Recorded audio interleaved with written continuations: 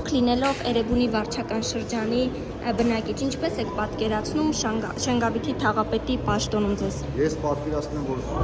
թաղապետը որպես այդպիսի կառավարիչ է եւ կառավարում։ Բայց այսպես դժգոհություններ նաև կային հենց շենգավիթցիների կողմից։ Ինչ դժգոհություններ դեռևս չի ասել։ Դուք տեղյակ եք ինչ խնդիրներ կան Շենգավիթում։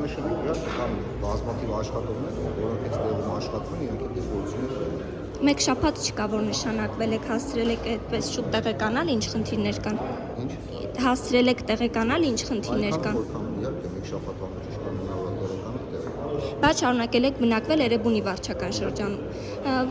Տեսեք, դուք երկար տարիներ նաև աշխատել եք բնապահպանության ոլորտում, հա, դա ինչ կապ ունի թաղապետի պաշտոնի հետ։ Ես էլ եմ ասում, ես աշխատել եմ նաև գյուղատնտեսության նախարարի տեղակալ, էկոնոմիկայի նախարարի տեղակալ։ Նաև շրջակա միջավայրի նախարարի տեղակալ։ Առաջարկումից եք ստացել։ Առաջարկում ստացել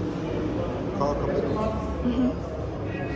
Եվ առաջին քայլով ինչ եք պատրաստվում անել։ Առաջին քայլով մենք աշխատակիցների հետ հիմա աշխատում ենք մեխանիզմներ ներդրել ավելի թափանցիկ կառավարելու, ավելի օպտիմալ կառավարելու։